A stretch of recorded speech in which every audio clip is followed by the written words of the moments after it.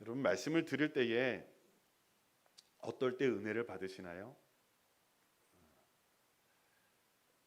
이런 분들이 계시잖아요. 이 얘기는 내 얘기 같다. 맞아요. 그럴 때 은혜를 받죠. 근데 물론 맞아요. 내 얘기 같으니까 은혜를 받을 때가 있죠. 그러면 어떨 때 은혜를 못 받습니까? 내 얘기가 아닌 것 같을 때. 그렇게 그러시나요? 여러분 말씀을 드릴 때 물론 내 얘기 같아서 은혜를 받는 것 좋아요. 근데 때로는 내 얘기가 아닌 것 같지만 우리는 그 가운데 누구를 발견해야 되죠? 하나님을 만나야 돼요. 그렇죠? 그러니까 하나님을 만나고 하나님이 어떤 분이신지 깨닫고 하나님께서 우리의 삶을 어떻게 인도하시는지를 깨닫고 그러면 그 가운데에 우리의 믿음이 자라나는 거예요. 그렇죠? 늘 내 얘기 같고 나에게 주는 말씀 같고 그렇게 한다면 솔직히 1년에 몇 번이나 은혜 받을까요? 그렇지 않잖아요. 그렇죠? 꼭 내 말씀 같지 않을 때도 있어요. 다른 사람한테 주는 말씀 같아. 저 사람이 들었으면 좋을 것 같아.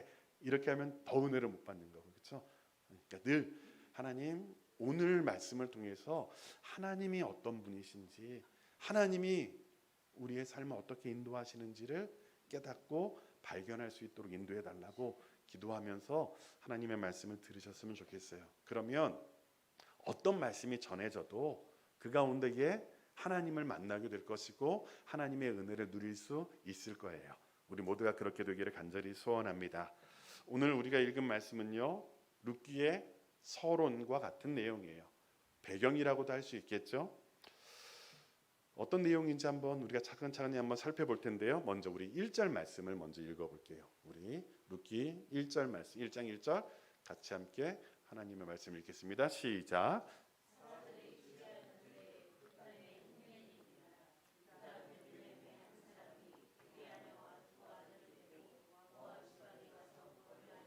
네. 먼저 시간적 배경은 언제라고 나와 있죠? 사사들이 치리하던 때라고 이야기를 해요. 사사 시대는 이스라엘의 역사상 가장 어두웠던 시기였어요. 날마다 하나님의 은혜 가운데 복을 누리다가도 하나님의 곁을 떠나고 죄를 범해서 하나님으로부터 심판을 받는 거예요. 특별히 주변 나라의 침략을 받아서 어려움을 겪게 되는 거죠. 근데 그 어려움을 버티다가 견디기 힘들면 그때에 가서 또 하나님 앞에 기도하며 눈물 콧물 흘리고 나오는 거예요.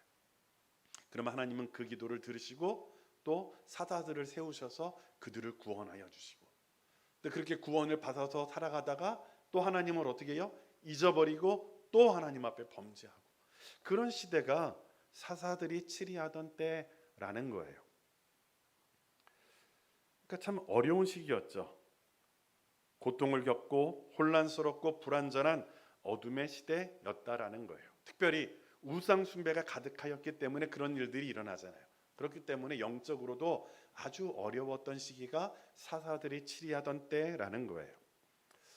다음으로 장소적 배경은 어디인가요? 사사들이 치리하던 때에 그 땅에 흉년이 드니라 유다 베들레헴이라고 나와요. 유다 베들레헴. 여러분 당시 이곳은 아주 작은 동네였어요. 그런데 그 이름의 뜻, 유다라는 이름의 뜻은 기쁨이라는 뜻이고요. 베들레헴은 떡집이라는 뜻이에요. 그러니까 여러분 이름만 들어보면 그곳은 어떤 곳이 되어야 돼요? 떡이 풍성해야죠. 그렇죠? 그래서 늘 기쁨이 넘쳐야 하고. 여러분들 먹을 양식이 풍성하면 먹을 만하면 여러분 기쁘신가요? 안 기쁘신가요? 그러잖아요. 솔직히 우리가 어렵고 하는 것 대부분이 보면 먹고 살기가 힘들어서 그렇잖아요. 그렇잖아요. 물론 먹고 사는 게 전부는 아니지만 가장 기본적인 건 그런 것 같아요. 그러니까 유다 베들레헴은 그런 곳이어야 되는 거예요. 기쁨이 넘치고 떡이 풍성한 그런 곳이 되어야 하죠. 그런데 그런 곳에 무엇이 임했다라고 성경은 이야기하죠? 흉년이 들었다라고 이야기를 해요. 여러분 장소적인 배경인 유다 베들레헴과 흉년 어울리나요? 어울리지 않나요? 어울리지 않죠.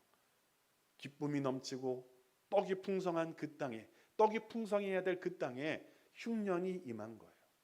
그리고 그 흉년은 아주 심한 흉년이었던 것 같아요. 기쁨이 넘치는 떡집에 임한 흉년.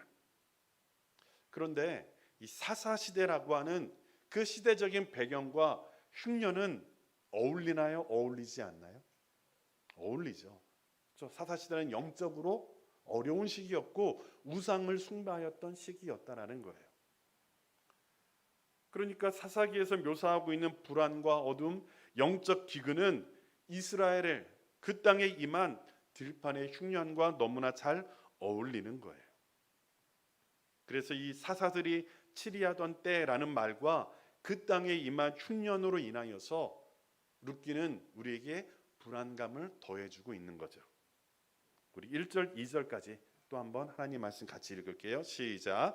사사들이 치리하던 때에 그 땅에 흉년이 드니라. 유다 베들레헴의 한 사람이 그의 아내와 두 아들을 데리고 모압 지방에 가서 거류하였는데 그 사람의 이름은 엘리멜렉이요 그의 아내의 이름은 나오미요 그의 두 아들의 이름은 말론과 기럧이니 유다 베들레헴 에브라 사람들이더라. 그들이 모압 지방에 들어가서 거기 살더니. 베들레헴에 무엇이 임하였다고요? 흉년이 임했어요. 흉년이 우리에게 떠올리게 하는 그림은 무엇인가요? 들판에 곡식이 있어요? 없어요? 없죠. 텅 비어버린 그런 거예요. 척박하고 먼지만이 수북하게 쌓인 논과 밭 그리고 타작틀의 모습을 우리에게 보여주고 있어요. 비어 있는 거예요. 텅 비어 있으면 견디기 어려운 인생의 슬픔이죠. 여러분은 그런 경험을 하신 적 없나요? 내 삶이 텅 비어버린 것 같은 그런 어려움들. 앞이 안 보이는, 미래가 안 보이는 그런 어려움들이죠. 지금 베들레헴에 그 흉년이 임한 거예요. 그리고 그것을 맞닥뜨린 한 가정을 우리에게 보여주고 있어요. 엘리멜렉과 나오미 그리고 그의 두 아들 말론과 기럧. 그럼 그 가정에게 임한 흉년은 견디기 힘든 고통이었을 거예요. 너무나 힘들고 너무나 고통스러워서 그들은 고향을 떠나 모압으로 가고 있는 거예요. 여러분 고향을 떠나는 것이 쉬운 일인가요? 아니잖아요. 그렇죠? 살고 있던 삶의 터전을 옮긴다는 것은 결코 쉽지 않아요. 물론 저는 목회자니까 부교역자 때는 참 이사를 많이 다녔죠.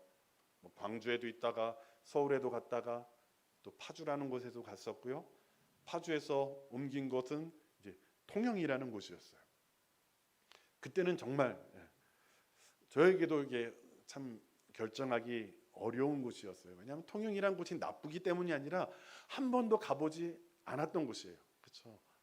물론 여행할 때 제가 한번 교회가 옛날에 거제는 한번 갔던 거예요. 그러니까 거제를 가려면 통영을 이렇게 지나가야 되는데 그때 한번 들렸던 곳이지 한 번도 내가 그곳에서 살 것이라고는 생각해 보지 못한 곳이에요. 뭐 여기서 한 350km 정도, 370, 80km 그 정도 떨어져 있어요. 부지런히 속도를 내고 안 쉬고 달리면 한 4시간 정도 걸려요. 쉬면서 가면 뭐 5시간, 6시간 걸리죠. 그런 곳이에요. 저도 이제 사역지로 정할 때 고민을 하다가 어떻게 할까 고민하다가 이제 결국엔 거기까지 이렇게 가게 되었는데 뭐 저도 참 힘들었거든요. 물론 저는 괜찮았어요. 제 아내가 힘들었죠. 그렇잖아요. 여자들이 힘들잖아요. 솔직히 남자들은 저 같은 경우는 교회에서 그냥 뭐 지금 솔직히 말하면 저는 통영 그렇게 힘들진 않았거든요. 똑같잖아요. 뭐 제가 사는 거에는 뭐 제가 뭐 교회 집인데 뭐 힘들 게 뭐 있어요. 제 아내가 힘들었죠. 많이. 이 가정이 고향인 베들레헴을 떠나서 모압 땅으로 간다라는 것은 결코 쉽지 않은 결정이었을 거예요. 그런데 그들이 그렇게 결정을 내릴 수밖에 없었던 것은 왜 그런 거예요? 당장 먹고 사는 문제가 그들에게 아주 다가온 절박한 문제였기 때문이에요. 그래서 그들은 희망을 안고 고향을 떠나서 모압으로 갔어요.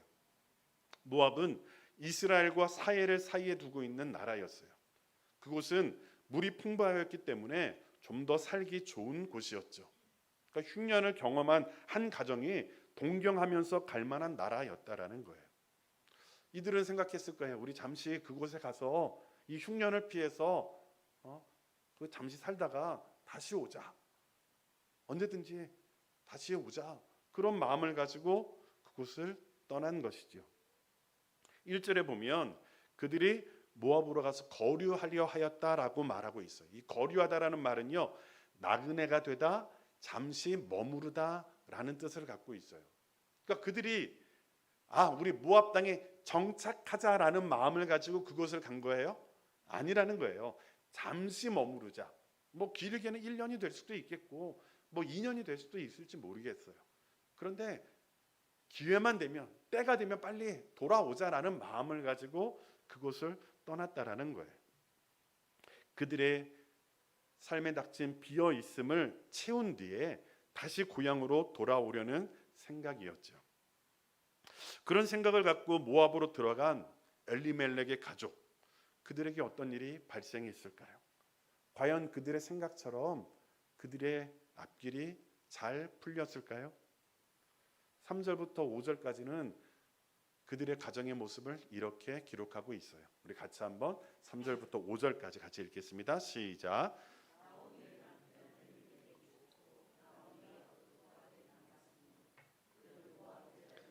아내를 취하였는데 하나의 이름은 오르바요 하나의 이름은 루시더라.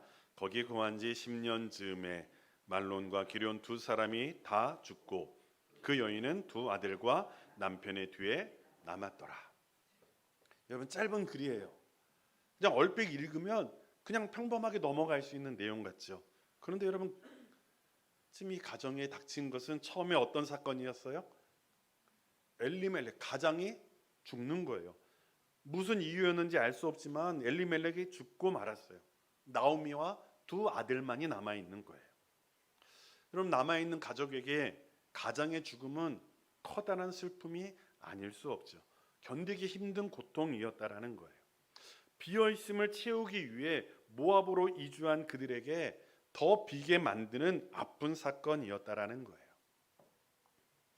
하지만 나오미에게 아직은 희망이 있어요. 남편은 죽었지만 누가 남았기 때문에?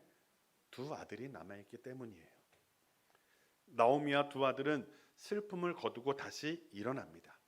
이 두 아들은 그곳에서 모압 여인을 아내로 맞이하고 삶의 희망을 키워가는 거예요. 그런데 다시 일이 터져버려요. 이번에는 누가 죽어요? 말론과 기럨 두 아들이 다 죽어버리는 거예요. 무슨 이유였는지 알 수 없지만 이 아들이 다 죽는 거예요. 성경은 나오미만 엘리멜렉과 두 아들의 뒤에 남았다라고 성경은 기록하고 있어요. 비어있음을 채우기 위해 고향을 떠난 한 여인에게 완전히 텅 비어버림이 임한 거예요. 들판의 흉년을 피하기 원했던 여인에게 인생의 흉년이 임한 것이에요. 우리는 여기에서 나오미에게 닥친 이렇게 비참한 현실의 이유가 무엇이었을까 생각해 보아야 합니다. 여러분들, 왜 이렇게 비참한 현실이 닥쳤을까요? 왜 엘리멜렉은 모압에서 정착하기로 결정했을 때 갑자기 죽었고, 왜 두 아들은 10년이 지났을 때에 자식도 두지 못한 채 죽은 걸까요? 여러분들이 그런 설교를 들어보셨을지 모르겠지만 많은 설교자들과 신학자들은 이들의 죽음의 원인에 대해서 이렇게 이야기를 합니다. 그들이 죽은 것은 약속의 땅인 가나안 땅을 떠나서 이방의 나라인 모압으로 가서 정착했기 때문이다. 그리고 그곳에서 하나님의 백성이 아닌 모압 여인들과 결혼을 했기 때문에 두 아들이 죽었다라고 이야기를 합니다. 만약 이렇게 해석을 하면 이 본문의 결론과 적용도 이렇게 정해질 거예요. 아무리 힘들고 어려운 일이 있어도 너에게 주어진 약속의 땅을 떠나서는 안 된다. 그리고 하나님의 약속의 땅을 하나님의 허락 없이 떠나면 이토록 참혹한 저주를 받는다라는 경고도 함께 주어지는 거죠. 나름대로의 근거는 있습니다. 여러분, 사사시대에 아까 말씀드렸죠? 하나님께서 이스라엘 백성들이 우상을 섬길 때에 그들을 징계하시는 것으로 내리는 것이 무엇이냐면, 첫 번째 주변 나라의 침략이에요. 그리고 두 번째 흉년이에요. 하나님은 성경의 많은 곳에서 기근을 통해서 하나님의 백성들이 하나님의 곁을 떠날 때에 그 심판으로 기근을 내리는 모습을 볼 수가 있어요. 흉년이 임하는 거예요. 그 목적은 무엇이에요? 돌이키라는 거죠. 하나님에게로 돌아오라는 거예요. 그러니까 지금 그 흉년이 하나님이 돌아오라고 말씀하시는 그런 흉년이었는데, 그들은 오히려 하나님 앞에 돌아오지 않고 어디로 떠난 거예요? 모압으로 떠나고 하나님의 뜻에 합당하지 않은 여인들과 결혼했다라는 것이죠. 게다가 엘리멜렉이라는 이름의 뜻이 무엇이냐면, 나의 하나님은 왕이시다라는 거예요. 그러니까 나의 하나님은 누구라고요? 나의 왕이다. 그 이름을 가진 엘리멜렉이에요. 그러니까 여러분, 그렇게 고백을 한다라는 것은 내가 어떻게 살겠다라는 거예요. 하나님을 왕으로, 나의 주인으로 모시면서 그 말씀에 순종하겠다라는 믿음의 고백이 담겨져 있는 거잖아요. 아마도 엘리멜렉의 부모들이 믿음이 좋았던 것 같아요. 그러니까 엘리멜렉의 그 자녀들에게 그런 마음으로 이름을 정해준 거예요. 여러분들도 그렇잖아요. 자녀들에게 이름을 정할 때 뭐 꼭 기독교식은 아니어도 여러분들의 마음에 소원을 담아서 이름을 정해주기도 하잖아요. 그렇죠? 지금 그런 엘리멜렉이 흉년이라는 시험 때문에, 흉년이라는 그 어려움 때문에, 고통 때문에 하나님을 왕으로 인정하지 못하고 자기가 왕이 되어 자기 마음대로 결정하며 살아갔다라는 거예요. 잠시 머무르려던 그 생각을 바꾸어서 그 땅에 몇 년이라 10년 이상을 살았던 거예요. 그래서 아주 정착하는 것으로 계획을 수정하였을 때 엘리멜렉의 죽음을 당한 거고, 그 엘리멜렉의 죽음을 통해서 하나님께서 보여주시는 경고에도 불구하고 나오미는 끝까지 깨닫지 못하고 모압 여자들을 며느리로 선택했다라는 거예요. 그래서 그 아들마저도 죽음을 맛보게 되었다라는 것이죠. 여러분, 어떠신가요?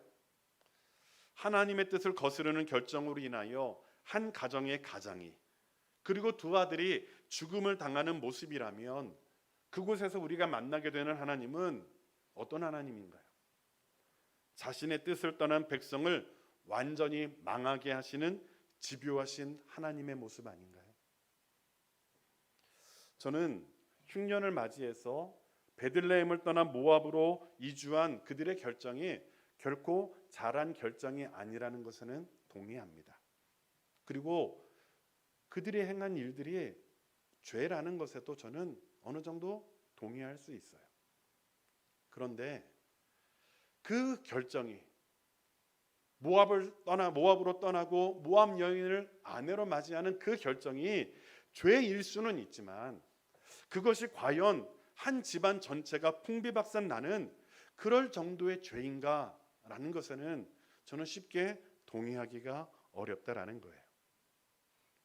여러분, 만약 엘리멜렉의 기근을 피해서 모압을 갔기 때문에 하나님께 저주를 받아 죽었고, 말론과 기럧이 돌아오지 않고 모압 여인과 결혼을 하여 하나님의 손에 죽임을 당했다면,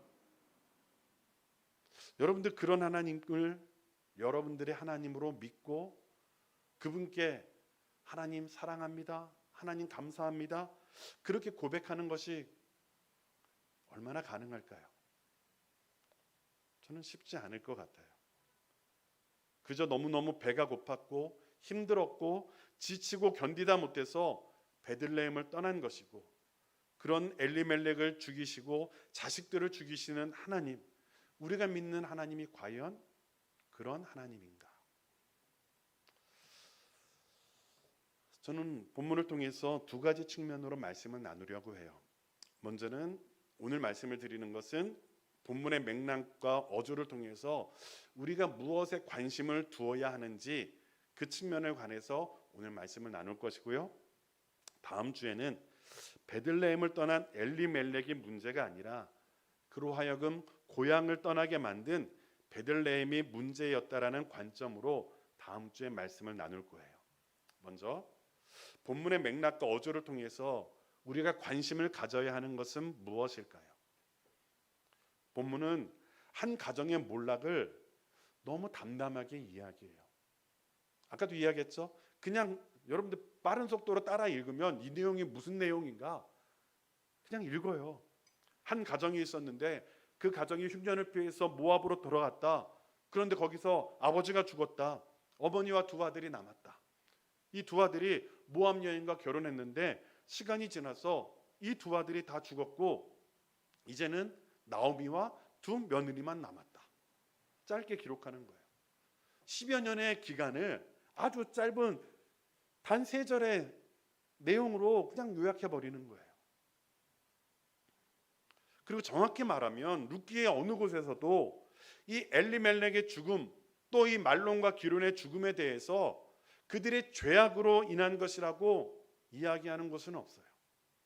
심지어 그들이 하나님께서 주신 기업으로 떠나 모압으로 간 것에 대해서도 잘잘못을 명시적으로 이야기하지 않고 있다라는 거예요.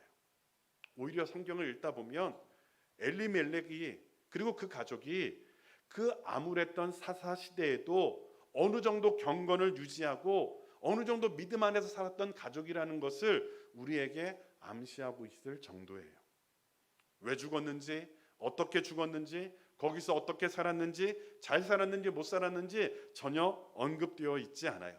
그냥 한 가족의 몰락을 이야기하고 그 몰락으로 인해 남게 된 여인 나오미가 있다라는 것을 보여주고 있어요. 그리고 이것을 통해서 성경은 우리에게 무엇을 보여주냐면 지금 텅 비어버린 완전히 텅 비어버린 나오미에게 우리의 초점을 맞추게 하는 거예요. 지금 룻기는 죽어버린 엘리멜렉과 말론과 기론에 우리의 관심을 두게 하지 않습니다. 그들이 왜 죽었는지 무슨 이유에 죽었는지 우리에게 관심을 두게 하지 않아요. 단지 남편도 죽고 두 아들도 죽어버린 한 여인 나오미에게 우리의 관심을 두게 만드는 거예요. 과연 이 나오미는 어떻게 될 것인가? 여러분 나오미에게 더 이상의 희망이 있나요? 아니에요. 없어요. 여러분도 한번 생각해 보세요. 남편도 죽고 나이가 드셔서 뭐 그렇게 하면 괜찮죠. 근데 그래도 힘들잖아요. 자식을 먼저 보내는 부모의 마음 너무 힘든 거잖아요. 나이가 들어도 그런데 여러분 지금 이 나오미는 젊은 사람, 그렇게 나이가 아주 많은 사람이 아니에요. 남편이 죽어버렸고 두 아들도 죽은 거예요. 나오미는 두 아들마저도 죽었을 때에는 얼마나 슬펐을까요? 얼마나 울었을까요? 두 아들 대신에 자신을 죽게 해달라고 내가 죽을 테니 이 아들을 살려달라고 하나님 앞에 울부짖지 않았을까요? 아마 죽지 못해 산다라는 말이 나오미에게 어울리는 말이었을 거예요. 우리 성경을 읽을 때 여러분이 나오미의 입장이 되어서 한번 성경을 보고 해석할 필요가 있을 거예요. 여러분 나오미가 이런 슬픈 일을 겪으면서 그렇게 살아갈 때에 하나님 앞에 어떤 질문들을 던졌을까요? 나오미는 하나님을 믿는 사람이었거든요. 하나님을 아는 사람이었거든요. 아마도 그녀는 자신에게 닥친 이 여러 가지 어려움들, 고난들, 문제들을 가지고 하나님 앞에 끊임없이 질문을 던졌을 거예요. 하나님, 우리가 기근을 피해서 먹고 살자고 모압으로 결정한 것이 잘못된 일인가요? 하나님, 왜 남편 엘리멜렉을 그렇게 젊은 나이에 데려가셨나요? 꼭 그렇게 하셔야 됐나요? 하나님, 왜 내 두 아들을 먼저 데려가셨나요? 차라리 나를 죽게 하지 왜 내 아들을 죽게 만드셨나요? 그것도 차라리 죽게 하시려면, 데려가시려면 결혼하기 전에 데려가시지, 결혼을 했는데 자식도 못 보았는데 왜 지금 데려가셨습니까? 하나님, 제 인생은 왜 이처럼 슬프고 고통스러운 것일까요? 하나님, 저는 앞으로 어떻게 살아가야 됩니까? 하나님은 정말 나와 함께 하시는 분이신가요? 하나님은 정말 선하신 하나님이신가요? 끊임없이 나오미는 하나님에게 질문을 던졌을 거예요. 이 질문이 혹 여러분이 고통스러울 때 하나님 앞에 던졌던 질문들은 아니신가요? 저도 그랬어요.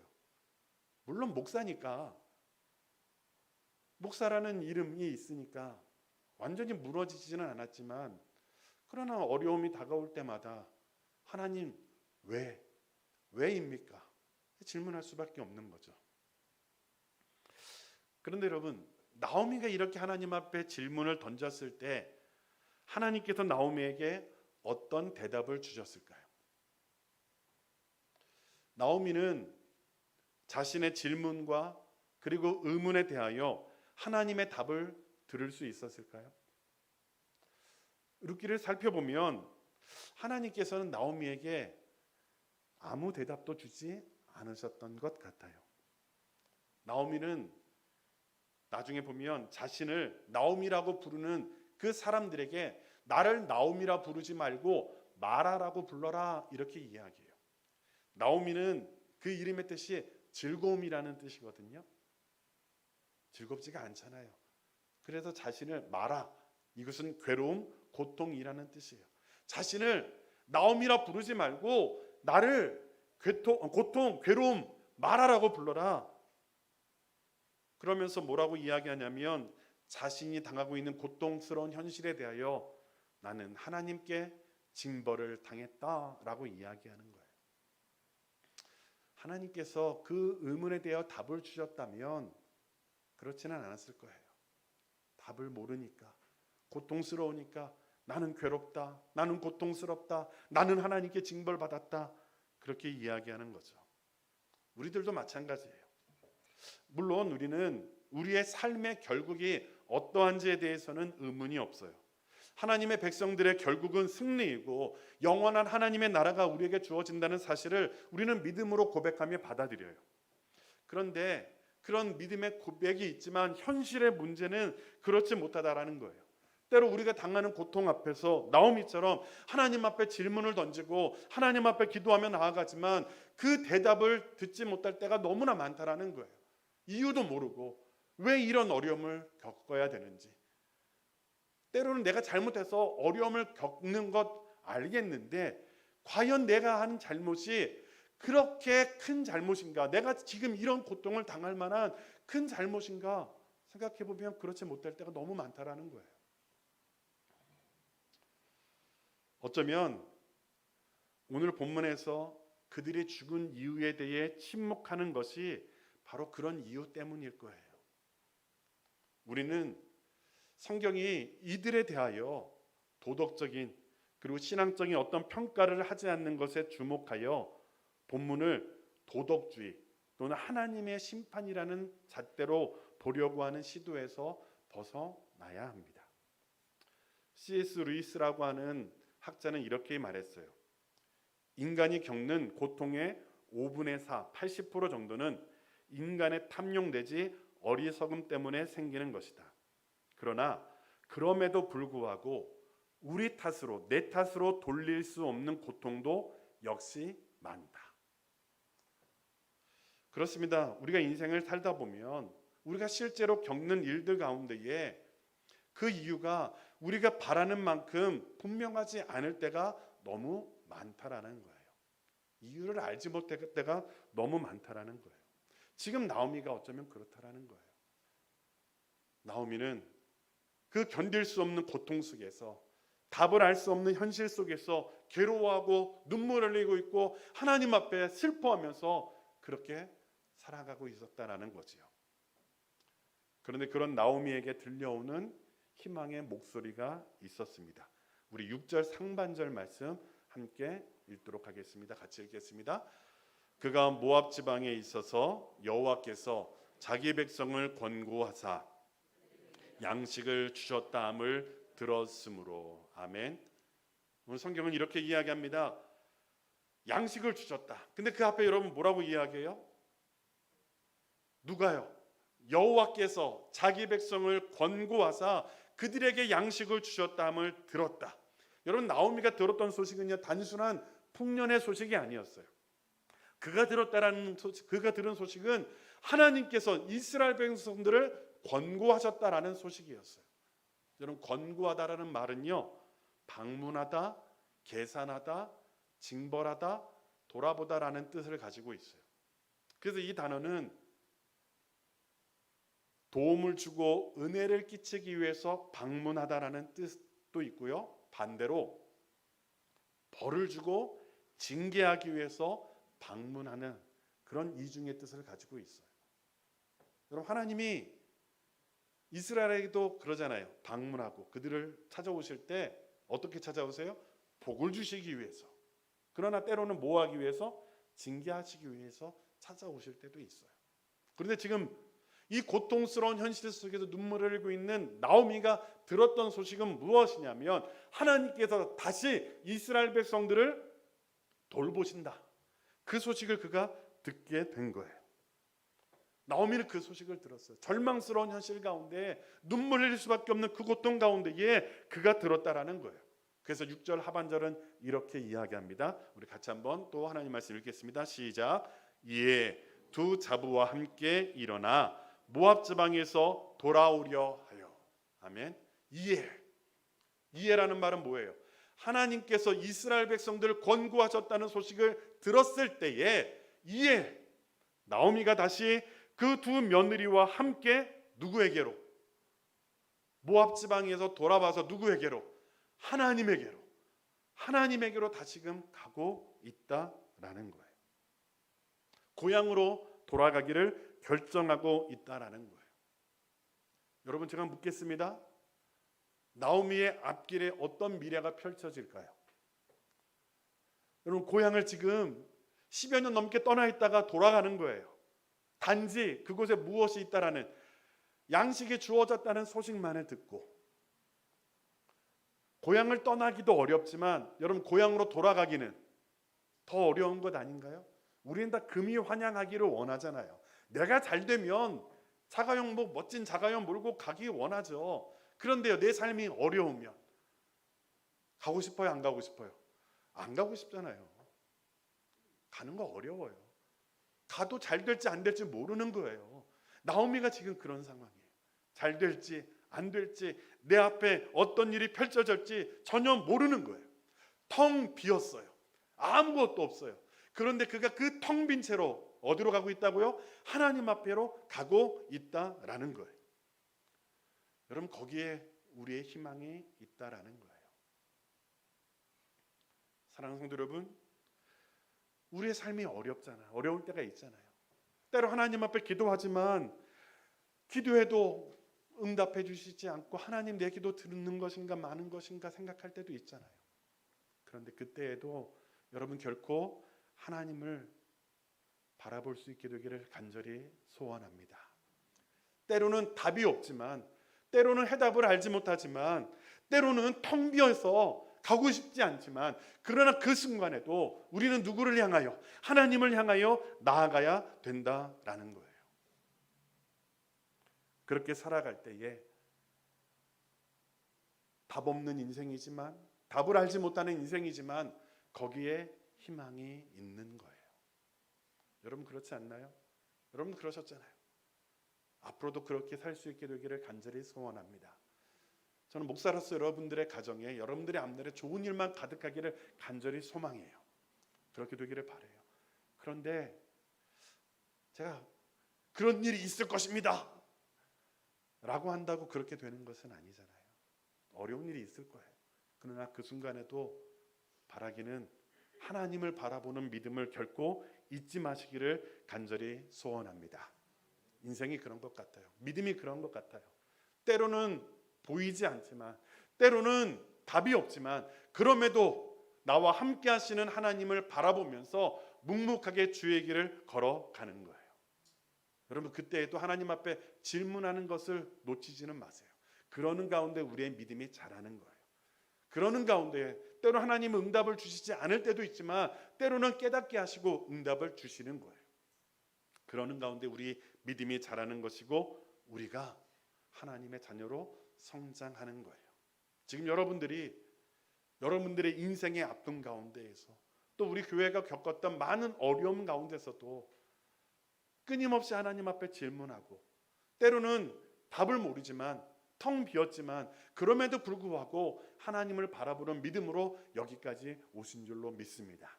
그 믿음으로 더 힘써 하나님 앞에 걸어 나아갈 수 있게 되기를 간절히 소원합니다. 그러면 하나님께서 우리의 그 믿음을, 우리의 그 모습을 기뻐 받으시고 긍휼을 베풀어 주셔서 하나님의 은혜를 더하여 주실 것입니다. 그 믿음으로 살아가시는 우리 모두가 되시기를 주님의 이름으로 축원합니다.